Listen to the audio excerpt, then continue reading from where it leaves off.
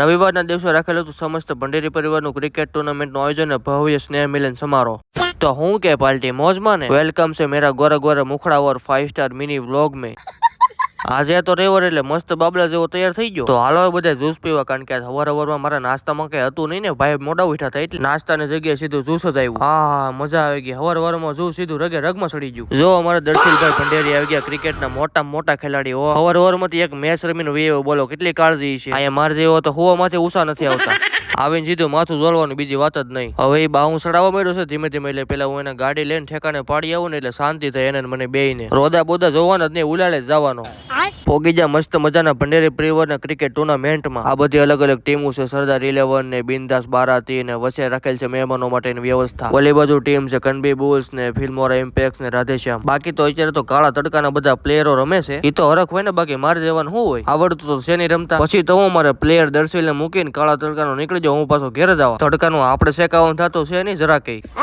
હાજ ઘેરે આવીને માંડ આંખ ખુલી, કાઈ ને હવે જો મસ્ત પંખો ચાલુ કરીને હુઈ જવાનું છે, બીજા કઈ પેતરા જ કરવાના થતા છે નહીં। તમને લાગે એટલે બધો હવાળે રોતો હું હુઈ જાય તો આગળ આખો મારો રવિવાર આમ ન વયો જાય। લાઈક કરી નાખો, હાલો મારે નથી હોવું। પ્લાનમાં ટ્વિસ્ટ છે, પ્લાન કેન્સલ। મારે પેટનો ખાડો તળિયા ઝાટક લેવા જતો, એટલે પેલા બોરવો જો હે ને, જમવામાં છે થાળી ભાત ને દાળ ને દહીં ને રોટલી ને સંભારો ને, અને એ બધું બનાવવા વાળા છે અમારા માતાશ્રી જરાક બીજી છે, ઠામડા ઓટોકોમાં એવું લાગે છે।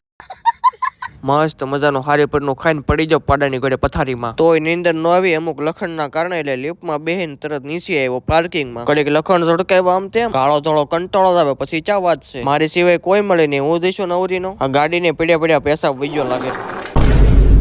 ઓહો થોડે દિવસે કાળો ધવાડો, થોડી મોડી વાતો છે, લગન હતા શેરીમાં, જંગ લડીને વહી ભાઈ। ઓહો કેવું મસ્ત વાતાવરણ છે ને, એ બધું જોઈને મને થઈ ગયું સા પીવાનું મન, એટલે હું ભરવા માંડ્યો તેમાં ખબડકા ને કોટડા। બસ હવે સુરત દાદાની શિપ પૂરી થવાની તૈયારીમાં છે, અને હું પોકી જો ક્રિકેટ ગ્રાઉન્ડમાં જતો, ગોલાની લારી લાઈન લાગી માણસોની। આપડા પ્લેયર ભાઈ તો બિચારા ગ્રાઉન્ડમાં રમે છે, પણ હવે ટાઈમ થતો એમ ધીમે ધીમે બધા મહેમાનોની આવક ચાલુ થઈ છે। આપણા ઘણા ખરા મહેમાન તો આવી જશે, હવે ટૂંક સમયમાં સ્નેહ મિલન સમારોહ ચાલુ થાય, જેને ઇનામ દેવાનું છે, બધું બાળકોની રમત ગમત બધું થોડી વારમાં ચાલુ થવાનું છે। હવે બીજું કઈ નહીં, પણ છોકરાને ડાગલા રમવાની બહુ મજા આવ્યો। આ છોકરા નહીં હક લેવા દેવા ડાગલાને, અમુક કાન ખેંચે ને પૂછડા ખેંચે ને નાક ખેંચે ને, છોકરાને એમ પણ ભારી મજા આવી। કેમ પણ ટ્રોફી સમકે જોયું કઈ ઘટે, એ તો જીતવા વાળાને ખબર શું ઘટે। આ છે ફાઇનલ બીજી ટ્રોફી, આ જીતવી ને એ છે લોટા, એમાં ચેમ્પિયન થવું થોડી કઈ નાની માના ખેલ છે મારા વાલા। પછી હું તો ઉપડ્યો ઘેરે, હું તો રેમો નથી તો થાકી ગયો, બોલો ખૂબ સરસ અને સારું આયોજન કર્યું બધા ભાઈઓએ મળીને। હું તો રેમો નથી તોય મને બહુ મજા આવી, પણ હવે ઓલે વખતે રમશું એ ફાઇનલ છે। હવે તો તમારું મન કે કોમેન્ટમાં જણાવો, બાકી લાઈક ફોલો કરો ને આવજો મારા વાલા।